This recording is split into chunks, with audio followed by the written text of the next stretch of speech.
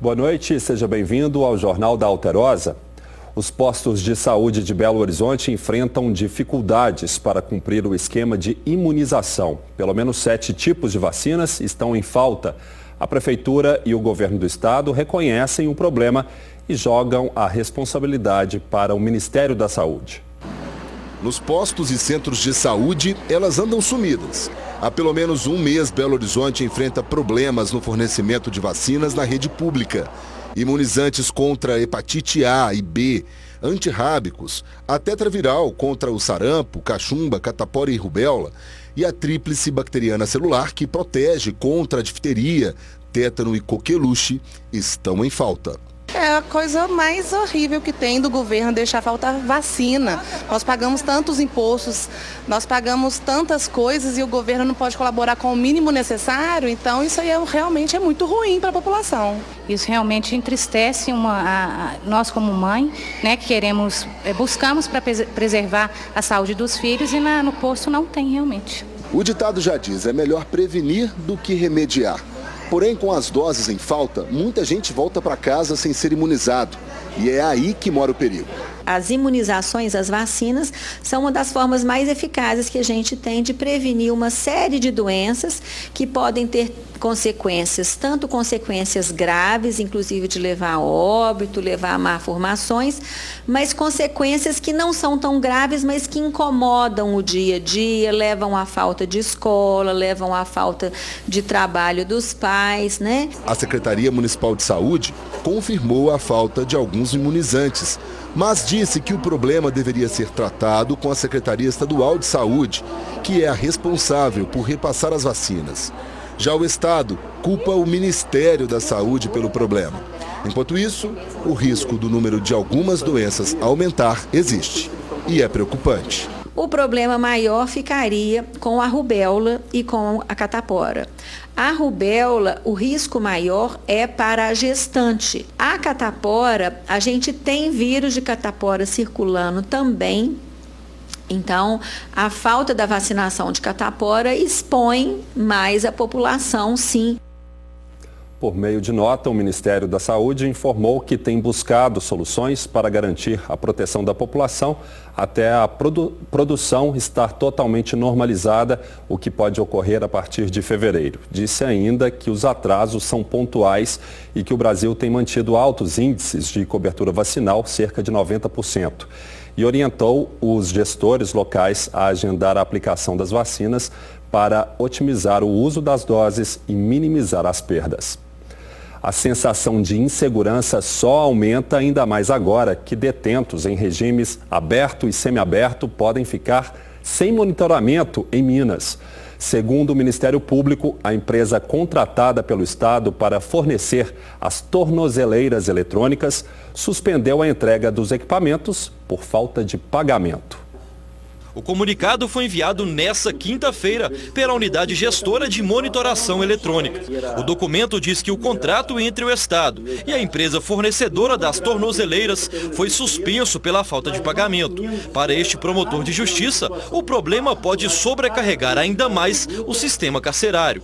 As audiências de custódia, por exemplo, que analisam a situação de presos em até 24 horas depois do flagrante, seriam as mais prejudicadas. Pelo menos 5 equipamentos são usados por dia nesse sistema. Vai acarretar uma dificuldade na aplicação da medida cautelar apropriada. De acordo com o Ministério Público, cerca de 4.000 pessoas são monitoradas por tornozeleiras eletrônicas em Minas. E a demanda pelo equipamento pode ser ainda maior este ano, já que a previsão da Justiça seria expandir para todo o estado o sistema de audiência de custódia, realizado atualmente apenas na capital. De antemão, nós vamos comunicar esse fato ao nosso CALCRIM, que é o Centro de Apoio Operacional Criminal, para as medidas cabíveis perante o Estado de Minas Gerais. Ainda de acordo com o promotor, outro comunicado já foi enviado ao Centro de Apoio Operacional das Promotorias Criminais. Ele pede mais rigor na fiscalização das tornozeleiras. O Jornal da Alterosa já mostrou detentos com o aparelho cometendo crimes e até explicando como burlar o equipamento sem ser descoberto pela Justiça. Tiro todos os pinos, depois que eu tiro ele, eu abro ela. Quando eu não quiser usar, eu retiro ela. Segundo a Secretaria de Estado de Defesa Social, 1.947 pessoas usam tornozeleiras eletrônicas em Minas. O custo mensal para cada aparelho e o monitorado gira em torno de R$ 400. A fiscalização tarda a dar reprimenda e quando muitas vezes o monitorado é flagrado fora da sua área de atuação, já está fazendo isso há vários dias sem uma medida concreta contra ele. A Secretaria de Defesa Social disse que não houve suspensão na entrega de tornozeleiras eletrônicas e que o fornecimento dos equipamentos continua sendo feito na quantidade prevista no contrato em vigor. Informou que o pagamento da última fatura de prestação de serviços foi autorizado pelas sedes em dezembro do ano passado e que ainda está em processamento. É grave o estado de saúde do morador de rua agredido na madrugada de hoje no centro de Belo Horizonte. A vítima levou chutes e foi pisoteada por um jovem que ainda não foi localizado. O morador de rua chega por volta das 2 da manhã, ajeita a sacola e se deita na calçada da rua 21 de abril, no centro da capital. Pouco tempo depois, o jovem aparece, fica próximo ao poste e assim que um carro passa, ele chega, dá um chute na cabeça da vítima e ainda pisa várias vezes.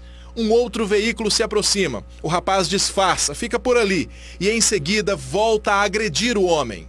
O agressor vai embora tranquilamente rumo à estação do metrô. O morador de rua só foi socorrido 5 horas depois, quando uma pessoa passou pela região e chamou a polícia. O morador de rua ainda não foi identificado. Segundo a PM, ele tem aproximadamente 60 anos. A vítima foi internada em estado gravíssimo aqui no setor de emergência do Hospital João 23 e está respirando com a ajuda de aparelhos. A PM ainda não tem pistas do agressor. A gente observa que não houve nenhum tipo de briga, discussão. O agressor é um cidadão jovem, muito bem vestido, bem aparentado, uma barba bem feita, né? Os trajes dele não são com aparência de ser morador de rua e evidenciando ali uma possível intolerância por se tratar a vítima de morador de rua. A polícia estourou um desmanche que funcionava num lava-jato em Carmo do Cajuru, no centro-oeste do estado. O alvo da polícia foi este lava-jato bem na entrada de Carmo do Cajuru. Vizinhos desconfiaram de uma movimentação suspeita e chamaram a PM. Nós recebemos um telefonema de uma denúncia anônima de que haveria num lava-jato na entrada da cidade. No fundo do lava-jato estava sendo desmanchado um veículo Palio. De acordo com a PM, o veículo foi roubado no bairro Esplanada, em Divinópolis, há poucos dias. Os militares também localizaram uma moto roubada. Aurélio Gonçalves Barbosa, de 30 anos, foi preso. Eu fui lavar a moto da minha mulher no lavador, eu cheguei 2 minutinhos, a polícia chegou. Não devo nada para ninguém não roubo não. O lava-jato estava até fechado, ele estava trancado no cadeado. Foi ele mesmo que abriu para tentar evadir pela frente. O lava-jato tem câmeras de segurança do lado de fora. De acordo com a PM, as pessoas que estavam no local viram a aproximação das viaturas e tiveram tempo para fugir. Assim que os militares chegaram, outros 2 homens que estavam lá dentro conseguiram pular este muro lateral e fugiram pelo meio do mato. A PM fez buscas, mas não conseguiu localizá-los. O caso agora vai ser investigado pela Polícia Civil, que quer saber há quanto tempo funcionava o esquema e quantos veículos foram desmanchados aqui. O lava-jato constantemente a gente passa fazendo patrulhamento, ele se encontra fechado, então serve mesmo como fachada para desmanche de veículo.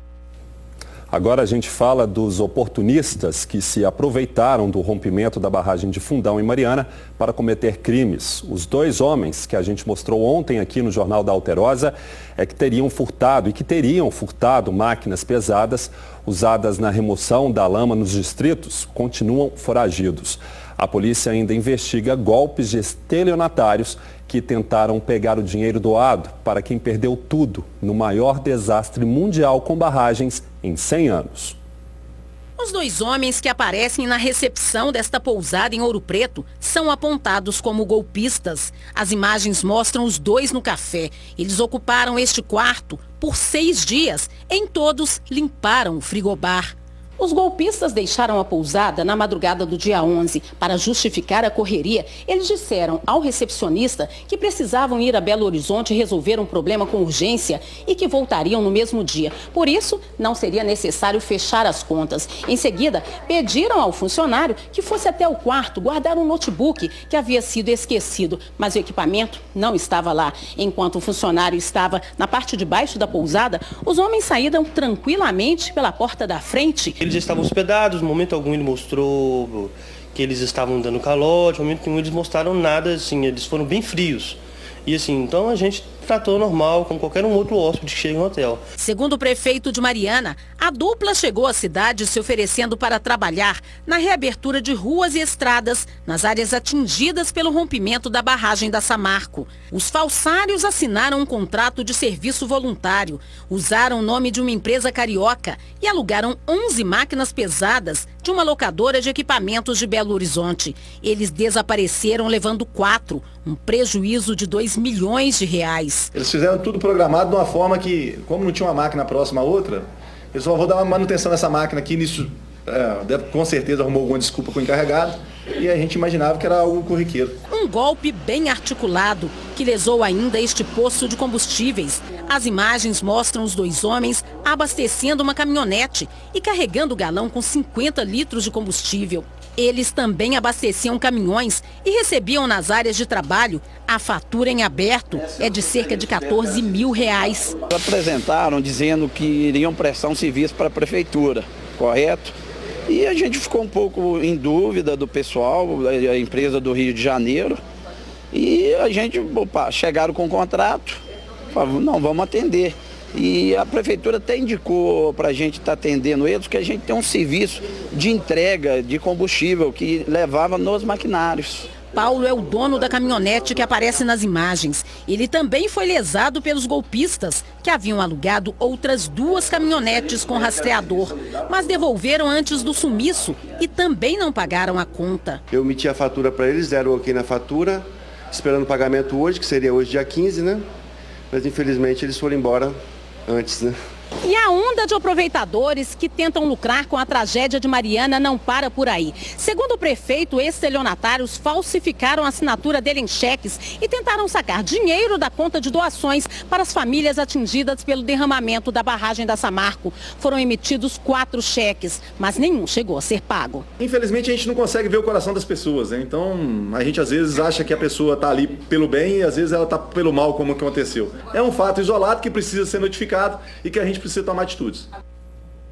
O Ministério Público entrou com um novo pedido na Justiça para aumentar o valor da multa de R$1 milhão para R$5 milhões por dia de atraso na entrega pela Samarco do plano de estudos que prevê cenário em caso de rompimento das barragens Germano e Santarém.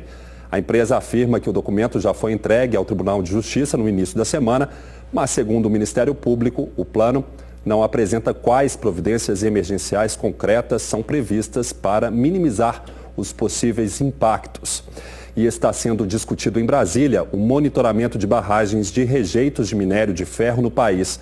A responsabilidade, que hoje é das empresas, passaria para os órgãos ambientais como o IBAMA e as secretarias estaduais. A reunião conta com a participação da ministra do Meio Ambiente, Isabela Teixeira, ambientalistas, Ministério Público e representantes dos governos estaduais.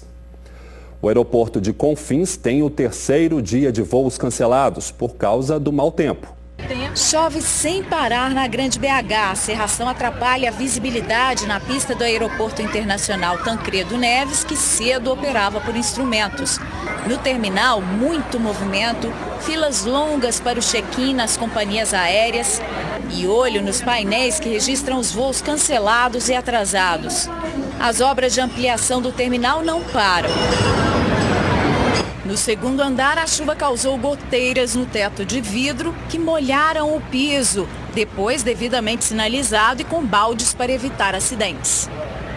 O aeroporto continua operando por instrumentos. Até às 6 da tarde, 83 voos haviam sido cancelados e 81 chegaram ou partiram com atraso. Daqui a pouco sai a escala de pagamento dos servidores do Estado. Nós voltamos já.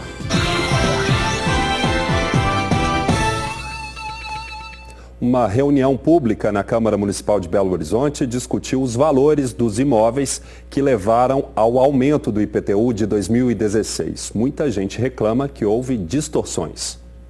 R$ 5.202,77. O diretor de um grupo de dança folclórica sem fins lucrativos diz que não vai conseguir pagar o imposto do prédio onde acontecem as atividades. Os R$1.000 são empregados normalmente na montagem de figurino, de cenário, da manutenção do espaço. As reclamações foram debatidas nesta reunião na Câmara Municipal. O vereador Joel Moreira explicou que, segundo a lei, a base de cálculo do IPTU é o valor venal do imóvel, que até baixou, mas mesmo assim a Prefeitura reajustou o imposto em 10,71%. Está tendo uma distorção entre o valor que está sendo cobrado do tributo, porque o valor é uma alíquota fixa. Os valores foram reajustados, só que o valor do imóvel hoje não é mais o mesmo de 2014 nem de 2015, esse valor caiu. O secretário adjunto de arrecadações explicou que o reajuste foi baseado na inflação e alega que foi necessário. Não se fala em aumento de IPTU, fala em reajuste pela inflação, que foi o único valor que foi corrigido o IPTU. Outro ponto questionado é uma mudança no programa BH Nota 10. Toda vez que um contribuinte pede uma nota fiscal a um prestador que paga o imposto sobre serviço de qualquer natureza, ele acumula pontos que depois são convertidos em desconto no IPTU. Antes era tudo automático, mas no ano passado a Prefeitura mudou essa dinâmica e estabeleceu um prazo para que as pessoas pudessem acessar a internet e resgatar o crédito. Inicialmente, o prazo foi de 1º a 30 de novembro. Agora a Prefeitura prorrogou para 3 de fevereiro. O secretário disse que a mudança na maneira de conceder o desconto foi uma forma de educar o contribuinte. Na nossa avaliação, o desconto sendo automático, ele não trazia para você a educação de você saber que era necessário você solicitar notas de prestação de serviço, cabeleireiro, dentistas, médicos, para você ter esse benefício do IPTU. Anunciada hoje pelo governo do estado a escala de pagamento dos servidores para os próximos 3 meses. A maior parte vai receber normalmente no 5º dia útil, mas 25% do funcionalismo vão ter a folha parcelada. 75% dos 634 mil servidores que recebem até R$ 3.000 líquidos terão os salários pagos no 5º dia útil integralmente. Já quem ganha acima de R$ 3 e até R$ 6.000 receberá pelos próximos 3 meses em 2 parcelas, sendo a primeira parte no valor de R$ 3.000 depositada no 5º dia útil dos meses de fevereiro, março e abril, e a parte restante nos dias 12 de fevereiro, 11 de março e 12 de abril. Já para os salários acima de R$ 6.000, o pagamento será feito em 3 parcelas, sendo a primeira, também no valor de R$ 3.000, paga no 5º dia útil dos próximos 3 meses. A segunda parcela cairá no dia 12 de fevereiro e a terceira no dia 16 do mesmo mês. Em março, a segunda parcela para esses servidores será paga no dia 11 e a terceira no dia 16. Em abril, o depósito da segunda parcela cairá no dia 12 e o restante no dia 15. Foi a tentativa que tivemos e conseguimos fazer um esforço máximo da Secretaria da Fazenda. Temos trabalhado nisso nas últimas semanas para conseguir garantir isso sem demitir ninguém, sem atrasar do mês. A proposta não agradou em nada aos representantes dos 39 sindicatos em uma reunião na cidade administrativa. Nós estamos indo para 3 anos sem reajuste. A situação dos servidores do estado está de calamidade, é caos. Não tenha dúvida, vai ter greve. O secretário justificou o escalonamento e parcelamento dos salários dos servidores estaduais, colocando a culpa na queda de arrecadação do ICMS, que, segundo ele, foi de 3 bilhões de reais a menos nas contas do governo. A arrecadação caiu só do ICMS mais de 3 bilhões de reais. Informação que foi contestada pelo Sindicato dos Servidores da Receita Estadual. A arrecadação do ICMS, nominalmente, ela praticamente manteve. O governo sempre pega na discussão de resolver problemas de ajuste fiscal em cima dos trabalhadores. Só para ficar claro, o ICMS é aquele imposto que incide sobre a circulação de produtos como eletrodomésticos, alimentos, serviços, como de transporte, por exemplo, entre tantos outros. A arrecadação que vem desse tributo é encaminhada para os estados e usada por eles para várias funções. A edição desta sexta termina aqui. Nos encontramos amanhã de novo às 7h15. Boa noite para você e um ótimo fim de semana.